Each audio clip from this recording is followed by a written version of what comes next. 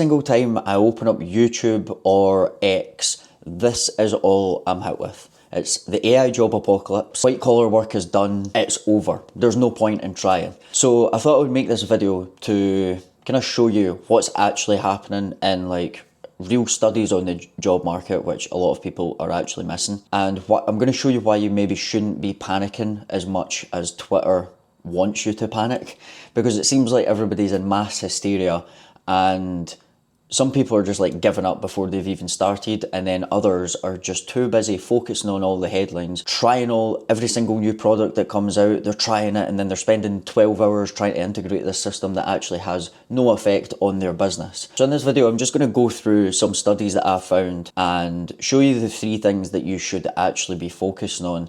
Now, I want to preface this video and everything I'm going to say here by saying I'm in no way saying that there's going to be no disruption to the jobs, because I do believe that AI will have, major effects and people are going to lose their jobs. But what I'm saying is you don't need to panic, because I think it's a lot more complex to actually integrate these systems into especially enterprise businesses and even smaller businesses, because that's something that I'm doing actively right now.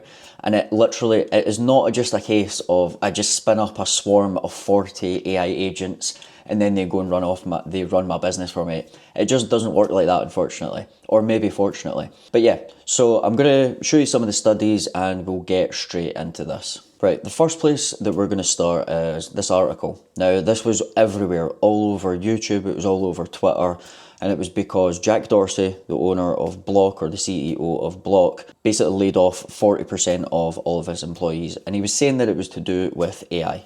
AI's replaced everybody, and as usual, people see a headline and they just run with it. So it's all over Twitter saying that AI replaces 40% of Block's employees. When you actually dig a little bit deeper, that is not what happened. So Block, like many other companies, during COVID, they hired a bunch of staff. Microsoft, Amazon, they all done the same thing. And Block specifically, another thing that they done was they invested a lot of money into crypto projects, which basically haven't played out the way that they wanted it to play out. And they're not making as much money as they thought they were going to be. So they need to de-bloat. They've got too much staff, like many companies do. They've got too much staff and they need to de-bloat and they need to get rid of them. But what he's done here is a thing called AI washing. Now, this is Sam Altman. Many of you guys will know him, but CEO of OpenAI, one of the biggest AI companies that's out there.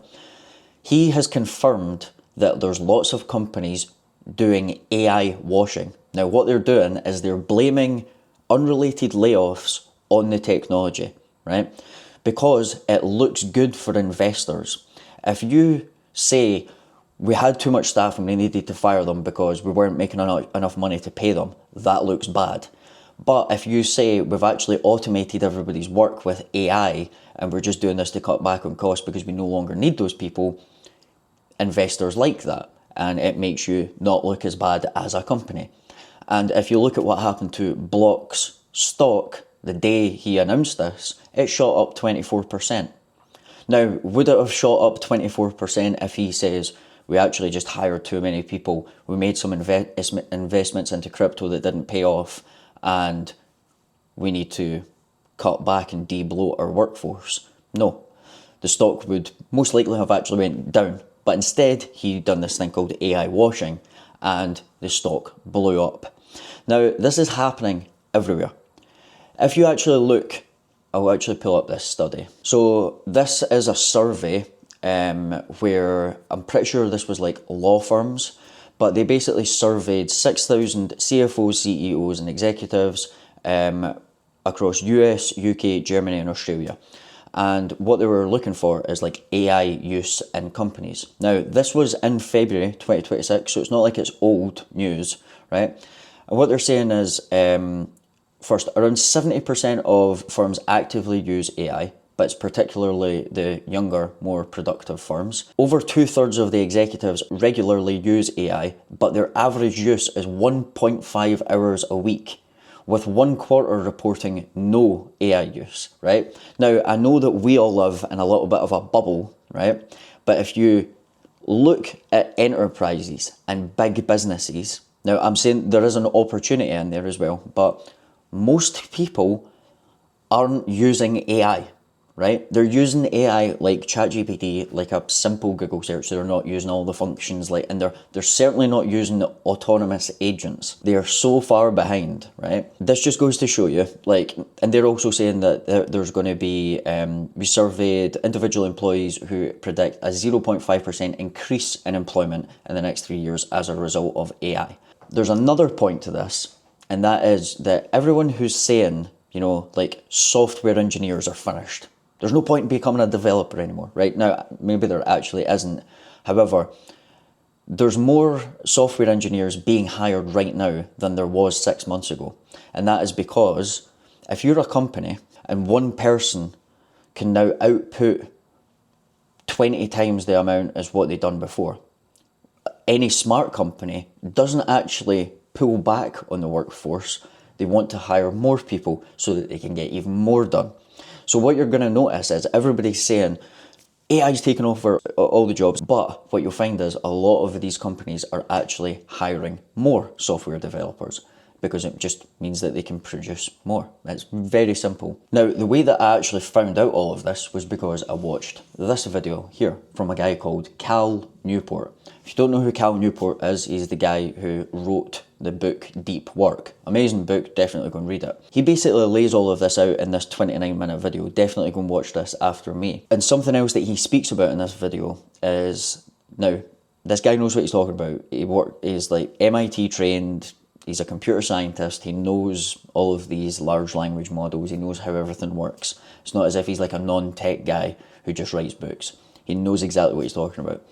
But he went on and interviewed real programmers, real software developers working at massive companies. And he was asking them about how they use AI. And what he was saying was they're using AI, but just because it can write code so much faster, it doesn't actually have a direct correlation to productivity, because all of that code needs to be reviewed. And what he was saying is real programmers at real companies aren't using AI like the people on YouTube. They're not spinning up an agent swarm of 40 agents, and this one handles my marketing, and this one makes me videos, and this one makes me LinkedIn posts. Real developers that are working at really big enterprise companies aren't using that, and it's because it doesn't work at scale. Now, I'm not saying that you can't just, spin up a couple of agents and have them work for your business, because that's what I'm implementing for other businesses. But what I'm saying here is all of this AI job apocalypse stuff is it's fear-mongering, and you need to remember, why are people doing it? On X, it's been monetized now, so if you can get 1 million views on a post, you're going to make money from it. And what's more likely to go viral? You saying that Block fired 40% of their employees because of AI, and it's the AI job apocalypse, and it's here and it's over, or telling the truth and saying it was actually just because they had too much staff. You need to think about it and be even more so right now at this period in time, be able to think critically, which nobody has the ability to do anymore. But the reason that I'm telling you this is because a lot of people are just getting to the point where they're like, it's too hard to keep up with, I'm overwhelmed, and then they're trying to focus on building an open claw setup for their business when it's just not necessary. So I'm going to show you the 3 things that you should actually be focusing on. The first thing is domain knowledge, right? Now, what I mean by this, I'm going to use basic marketing and direct to consumer e-commerce brands for the example, because that's what most of my audience does. You guys are all copywriters or marketers or something similar. So we need to understand what AI can do and what AI can't do. And then we just focus on what AI can't do, right? And what I mean by this is having an understanding of the market and the business front to back. So I always talk about not being a specialist and being a generalist who understands a little bit of everything. That's going to take you quite far now that you've got AI to be the specialist in each of those domains. Now, what we look at is what AI can do, right? It can write the copy, it can generate images, it can make ads, it can build the landing pages, it can process the data, and it can also run in automation via agents.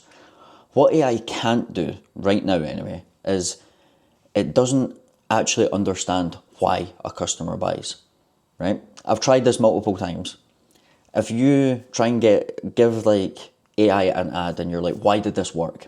A lot of the time it's just going to spit out a bunch of generic shit that makes no sense, but you need to be able to guide it and prompt it and be like, could it be because of this? I've been thinking it's because the hook calls out this problem and this isn't a problem that any of the other competitors call out. So we might be tapping into a little bit of like a less saturated market with this one. Like whatever it is, you need to be the one that gives that guidance. And that only comes with having domain knowledge and understanding your market, understanding your customers, and understanding your own business. And it's the same, like that's kind of covering it there, reading market dynamics. That's exactly what I just covered. So AI can actually choose which angle will resonate best for now. So you need to be the one who actually makes the decisions. AI does 80% of the work for you, but that last 20% is making the hard decisions on what to act on, which angle to do, which concept to do next. Should we test an advertorial to this ad? Should we test a new format to this script? Like whatever it is, you need to be the one who makes those decisions. Judging creative quality. So this is a big one. AI can write scripts and advertorials and landing pages in seconds. But is it always going to be perfect for your customer? No. And even if you set up checkpoints for the AI checks its own work and stuff, there's always going to be little bits that come through and it's just like, that's not quite right. There needs to be a person that judges the creative quality when it comes out. Like if you think about, AI can make a beautiful static ad in the click of a button. I've got an agent that does that, right? But when that static ad comes out, I need to make the decision being like, does this look good? Is my customer going to like this? Is the headline calling out that particular avatar? Like all of these different things, it needs to be me that makes those decisions. And that is leading into the next part, make strategic decisions. And then number 6 is understanding like the nuance in markets. That's very particular. I've not even got like a really good example of that, but it's just like when a little trend pops off and you see it on TikTok or you see it on Instagram, and being able to like take that format of an ad because that's what your avatar and your ideal customer persona is like watching right now, and turning that format into an ad. Like that can happen in a day or two. AI doesn't have that data and is not able to actually like act on that for you. Maybe it will soon, but it can't right now. So this is what you should be focusing on, these things. Number 2 is being able to synthesize your thoughts and document your workflows. When we move into like fully agentic marketing and fully agentic workflows for everything, and we are at that point where we're literally just like telling an agent what to do, this becomes your IP. This becomes the most important part of your entire workflow, and that's being able to take your idea and your thought and put it down into, probably more specifically, a markdown file so that the agent can read it, but basically just understanding every single step in the process and being able to document it. Because if you can do that really well, then you can give that file to your agent and it's going to understand every single part of it. But if you don't know your workflows and you don't know how you get from step A to step fucking Z, how is the agent going to be able to do that? Unfortunately, we're not at a point now when we can just say, make me an ad and it does it perfectly. We need to document all of the steps and then give it to that. And it's going to be specific for each brand and each market and each customer. It's all very specific. And that is why you need to be good at like documenting your workflows. So, like for example, making an AI UGC ad or AI video ad. You need to be able to document the research your market. So how do you do that? There's probably about 4 processes in there. You need to document all of them. Research the competitors. There's probably like 3 or 4 processes in there. Choose the angle and the concept.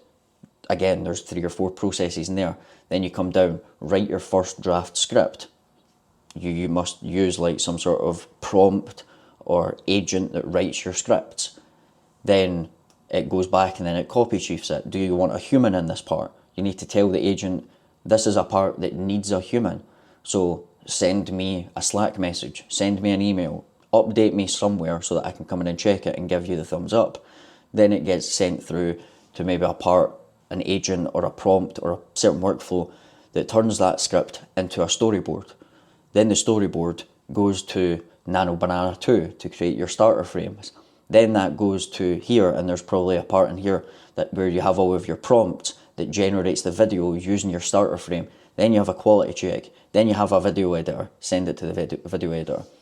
That full process would be massive if we looked at, if we noted down every single step 1 to 5, step 1 to 4, because there's probably like 3 or 4 markdown files in this one, and there's maybe like a skill file in there, and then it's the same with research, and then it's the same here, and then it's the same that one. Each part of this is probably like 5 or 6 different workflows inside each of these, and we need to think of a way to put all of those together so that an agent can then go and execute on it. That is the most important skill, I would say, being able to do that. Then, last of all, which is very simple, it's just like learn how to use the tools. Go and get Claude Code, set it up on your terminal, it takes you 10 minutes, start playing around with it. How does it work? How does the architecture of your folders work? What's a markdown file? What's a Claude MD? What's a skill file? How do I make a skill file? Get Codex, play around with Claude, like just learn all of these tools. And the great thing about this is, like, see, once you understand how Claude Code works and how agents work, then you can move over to Codex, and then you can move over to Manus. It's all the same stuff. It's just about learning the little intricacies, like what's my agent MD? What do I put in my agent MD? My Claude MD? Like, how does this all fit together? What's a cron job? Like, all these little tiny things. But once you understand one, it's very easy to go and then like do the other ones. And then again, it's like, how do I prompt Nano Banana 2? How do I prompt Kling? How do I prompt VO3? And it's just like learning all of these tools. But this like isn't even that. It is important, but this part is the part that's more important, because these tools are going to get easier to use. They're very easy. They're already very easy to use. So this becomes the part that's valuable, being able to put all of your workflows into markdown files and folders so that an agent can then go in and execute each and every single part of that. So that is it for this video. A little bit of a different one, but yeah, do not panic. It's not here yet. But like I said at the start of the video, but in no means am I saying that it's not going to affect people. It 100% is. But I'm just saying that don't panic. And a lot of this stuff is just AI FUD. It's just for clicks. Just focus on what you need to learn. And the thing is that everybody's forgetting this. Why are we using AI? It's to make more money more efficiently. It's not to make software tools. Like, the amount of people that I'm seeing, like, I've vibe coded this and I've vibe coded that, and it's like, okay, right, how, like, you've spent 12 hours vibe coding something that actually doesn't really help you. The amount of to-do list apps that I've seen getting built is crazy. Like, you don't need a fancy UI. You just need to be able to document the needle moving tasks. Like, document those workflows and try and automate as much of that as you can, or get it to help you generate better ideas. It's all things like that. So yeah, I feel like I'm rambling now, but that's it for this one. Make sure you get on the newsletter. Link is in the description, and I will see you guys in the next video.